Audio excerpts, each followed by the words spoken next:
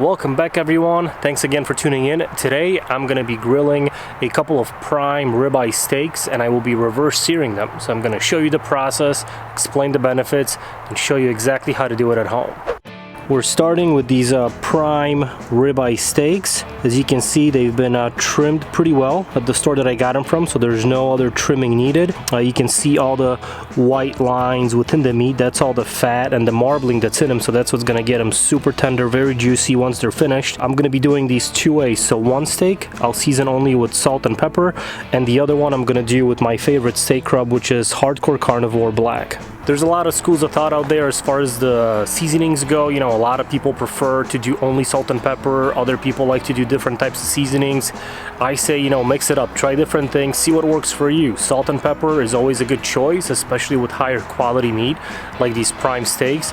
But it's perfectly fine to use a different rub and try different flavors and see what you like and what comes out best. Seasoning them up is really simple. So let's start with the salt and pepper one. Take salt. Nice even layer on one side. Do the same with the pepper, just a nice even layer. You can see it's all covered. Flip it over, do the other side.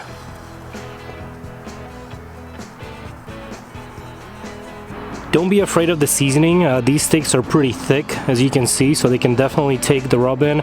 Take whatever fell on the cutting board and just do the sides as well. Take a little bit more, and just make sure you get it all covered all the way around. Salt and pepper, even on a fat cap. So this guy is all seasoned up, so I'll leave it out here for about 20-30 minutes. I'll do the other steaks and I'll let them rest while I get started on the grill. Cover it all the way around, both sides. Do the sides as well.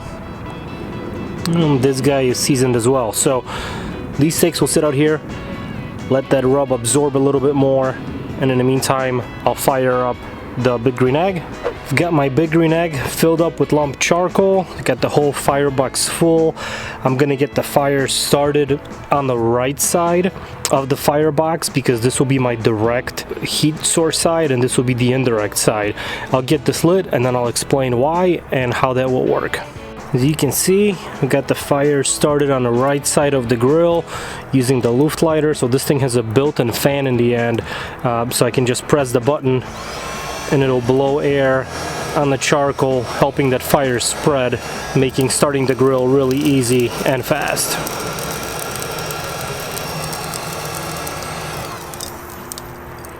For this cook, I'm using the big green egg expander accessory, which allows for dual zone cooking. So I've got the direct side right here, which is right over the charcoal. Then I've got the indirect side, this grate up here, and this is indirect because underneath it, as you can see, there's a ceramic plate that creates a heat shield between the charcoal and the grate. The benefit of that method compared to just cooking your steak hot and fast is we bring the internal temperature of the meat at a lower temperature, so you get that nice even cook on the inside, that edge to edge, you know, medium rare finish or medium finish, whatever temperature you're going for, without overcooking the outside. And that is why I have the dual zone set up on the big green egg right now. I'll start the steaks on the indirect side between 225 and 250, bring them up to about 115 internal temperature. Then I'll crank up the heat on the grill and then sear them off on the direct side to get that nice awesome crust on the outside. My steaks have been sitting out here for about 20-25 minutes, and as you can see, the salt's starting to melt. The meat's sweating a little bit. It's all getting absorbed. So these guys are almost ready to hit the grill. The grill's up to temperature, so let's get our steaks and throw them on the egg. So again, we're starting on the indirect side. So the side that has that heat shield, the plate underneath. Let's get the other one on as well. Okay, and there's one last thing I'm gonna do, and that will be to enter this meat probe, the temperature probe, so I can monitor the internal temperature of the steaks. So I insert the thermometer, the probe, right in the middle of the steak, so I can maintain an accurate reading on the internal temperature in the thickest part. And now just let them cook. I've got my alarm set for 115 internal temperature. That's when I'll come out, double check the reading, make sure it's accurate, and then I'll increase the temperature on the grill, and then we'll sear them off after they're ready. Looks like we hit our target internal temperature, so we're at 116 now. So let's open this guy up. So these look good. Actually not that good because they were just kind of roasting, but they haven't been seared yet. So I'm gonna pull them off the indirect side. I'll crank up the heat, leave the vents wide open, I'll leave the lid open, and then I'll sear them off on the direct side to get that nice finishing color on the outside of our steaks. Let's take these guys off. So this is the salt and pepper one. This is the Hardcore Carnivore black one. Bring these guys inside because it's pretty cold out here, so they don't drop in temperature too much, and then I'll get the grill cranked up. Steaks are off, and as far as cranking up the temperature, I'm gonna leave the dome open. I also opened up the vent on the bottom of the egg for more airflow, and as you can see, the fire already starting to build and spread on the direct side. So once this is all nice and lit, I'll bring the steaks out and then I'll sear them off for about 2 minutes per side, and they will be done. Grill is nice and hot, so I think we are ready for the sear. Steaks have been resting for about 10 minutes or so, so let's get them on the grill and get them seared off. Put it right here.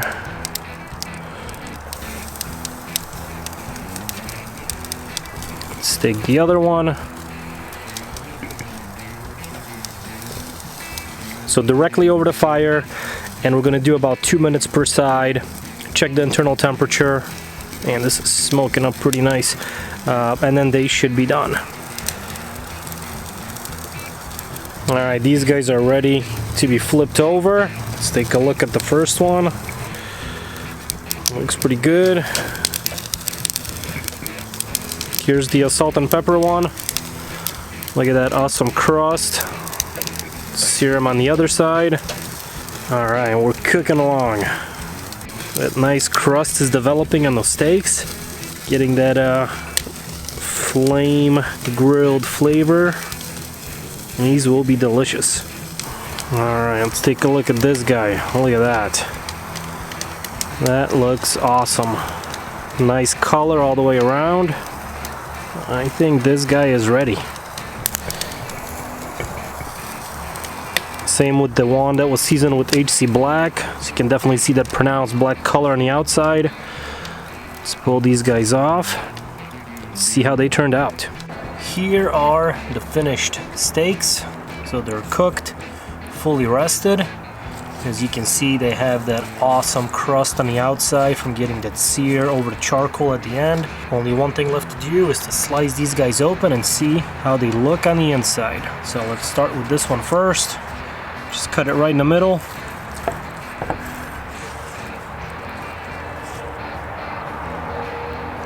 Look at that. Super perfect juicy finish. I don't want to squeeze it too hard, but you can see all the juices coming out of it. It's got the second steak.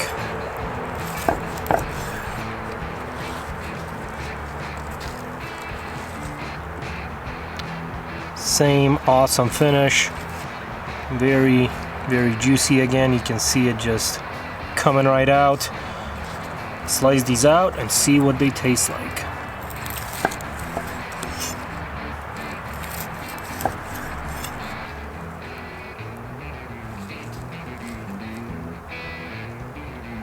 So this one is the salt and pepper one.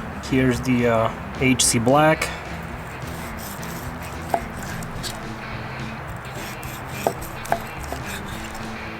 Same, very tender, very juicy. Just a couple more. So there you have it. Couple of reverse seared ribeye steaks, one seasoned with salt and pepper, the other one with Hardcore Carnivore Black. Nice medium rare finish, very juicy.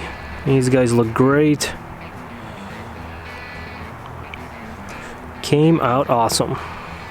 So that is it for this video. Hopefully you guys enjoyed it. If you have any questions, let me know down in the comments. If you liked it, hit that subscribe button, give it a thumbs up, and thanks again for tuning in.